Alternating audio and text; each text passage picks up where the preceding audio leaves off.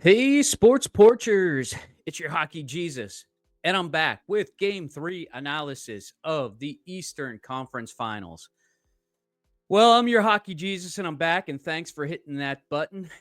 If you haven't hit it before and you're wondering who the hell is this hockey Jesus, well, that's me. My name is the Hockey Jesus, self-proclaimed Hockey Jesus. I got that name from the Sports Porch guys, which we do a show every 7:30 p.m. on Monday nights, but here's why I'm the Hockey Jesus. I love hockey. I'm here to give you the truth about hockey.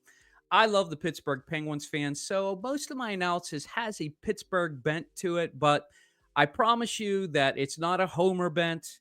I'm bringing you the truth, and that's why I'm here. And that's why we're talking about game three of the Eastern Conference Finals. The Eastern Conference Finals have been an absolute disaster for the Carolina Hurricanes, as you can see by the title. Embarrassed times three. I think it's going to be times four. Sorry, Carolina fans. I hate to say that. you know, 15 games in a row. Oh my goodness. Eastern Conference Finals, you just can't seem to win since you beat our Pittsburgh Penguins way back when in 19 I don't even want to say it for you guys because it was a long time ago. Anyway, let's not talk about the Carolina Hurricanes. Let's talk about what happened in the game just briefly because it was really tight for the first 40 minutes. Honestly, the game was over after the first period because you know what happens when Florida has a 1-0 lead after one. They win. They win. Paul Maurice is undefeated when he's got a lead in the Stanley Cup playoff game, and that streak continues. I don't know at this point, 29, 30. It's a ridiculous number at this point, and I don't see Carolina changing that. Probably should have pulled the goalie with a few minutes left in the first period just to try and tie it up. But they did tie it up. It was 1-1, and then the floodgates open. And here's what happened when before it became two after it became 2-1, Boquist scored to make it 2-1 on just a nice takeaway. Barkov. They're just playing great defense. Florida is, and then in order to get the 3-1, what happens? Robinson hits the damn post on the other side. It goes out. Mikula skates down the ice. There was some nice passing and all of that. He hits the post and it goes in. And then 29 seconds later, Barkov makes it 4-1. The game's over. The game was over at that point. Yep, it ended up being 6-2, but the game was absolutely over. And I actually wasn't sure what I was going to talk about till I watched the post game with the TNT guys, and they gave me some really good information. Here's where their angle came from. They basically said, Carolina, you're too soft. And I've heard this a lot about the Pittsburgh Penguins over the past few years, not being able to do it. All the platitudes. They should come out swinging next game. It's a man versus boys game out there. You have to defend your superstars. You got to stick up for yourselves. You got to drop the gloves. It's a cultural issue inside the locker room for Carolina. All those platitudes, all the meathead things that get said, when teams are beating you, you got to fight back and all that stuff. And I was wondering, is that really true? Is that really true about Stanley Cup champions? And I went back and I thought about the Pittsburgh Penguins and all of their cups that we have had over the past years.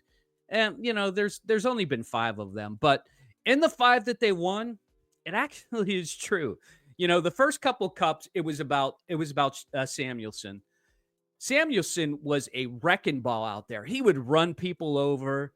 He would take the game to them, and he would be very physical about it. And he wouldn't take any crap from anybody.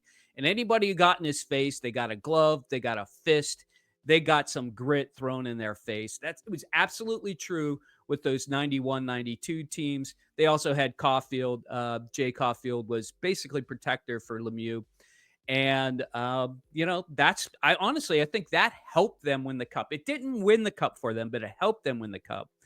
Then you go to the other teams, that 2009 team, they had Cook, who was kind of a guy who would stir it up. He would make dirty hits. He ended up leaving the league because of all of his dirty hits. He couldn't change his game any, and he wasn't a good enough scorer. And, they brought in Billy Guerin too, who wasn't dirty, but he had the grit. He had the talent to stick up for guys. If anybody got in somebody in Sid's face or Gino's face, those guys can kind of take care of themselves, kind of like Lemieux could, but they didn't need to because the other guys stepped up and they did it. And then, of course, the back-to-back teams with Hornquist. Hornquist was just a absolute beast in the crease. He wouldn't take any crap. He loved getting hit. And you know what? It does actually take some of that. Let's look at the Florida Panthers. I'm going to add this to the stage. I call these guys the talented goons, Kachuk, Marchand, and Bennett. And these are the guys that the TNT guys were talking about. You know, Sveshnikov hit Bennett in the first game. What happens in this game? Game 6-2, it's out of reach. And what does Bennett do? He runs Sveshnikov. Now, it wasn't necessarily for the Bob situation because, there was, Bennett tried to make a run at Sveshnikov. He missed him, and then, he slashes him, and Bennett says, none of that shit. You're not going to do that to me. And he just grabs him, and he basically manhandles him. Marchand, we talked about this before, that Gostis Bear puck being shot at him. The boys on TNT were saying, Gostis Bear should have dropped the gloves. And you know what? They're probably right in this case because why not? The game's over. He already initiated it. Why not just drop the gloves and just try and do it? But he didn't. And fair enough, Marchand, the guy in the middle there, he's not going to take any of that crap. And then let's talk about Kachuk. So Kachuk, basically the game's over. It's 6-1. He's out on the ice. Aho's out there taking a draw. What does he do? He goes right after him. Cross-checks him, hits him in the head, chases him down the ice, throws him on the ground, starts punching him. I hate that. But you know what? It sent a message. It got in Aho's head. And if you watch that play, go back and watch it. Jackson Blake skating down. He has no situational awareness about what is going on, what's going on that play. And Kachuk just absolutely just bird dogged him and just manhandled him into the ground. And honestly, that's making all the difference for Florida. Now, the other things that has to happen, it's not just the talented goons. And before, you didn't need to have goons who were talented. You didn't need a guy out there scoring. These guys are actually really good players too. That's why I call them talented goons, because they know how to go after it. They know when to do it. And I don't like it, but it is effective, and it does take the other team off their game. But, you also have to have a lot of the other things. Puck luck, which I talked about with the bar out, the bar down, the depth. My goodness. When you put in Boquist for Reinhardt and he scores a goal like that, the game, well, it wasn't the game-winning goal, as it turns out, but it was the one that put him ahead 2-1, and it put him ahead to stay. That's just good talent. It's smart coaching. Paul Maurice is a great coach. That also helps. But you have to have the right players and playing the right style. Carolina's just not going to play this style. They don't have the players like Florida does. And that's going to be the difference. I get it. I get it about these TNT guys saying, they got to go after him. But Chris Chelios, great player. If you haven't seen him play, go back and watch some of his stuff. He was really smart about what he was saying. He said, you got to have grit. And you got to have, you got to do it situationally. And that's what Florida's doing. You don't want to get suspended 5 games, and they're not. And he says intimidation goes a long way. And that is absolutely true in these playoffs, in hockey in general. If you listen to Evan Rodriguez talking at the end of the game, he says, we've been doing this all season, people. We know what to do. We don't have to turn it on for the playoffs.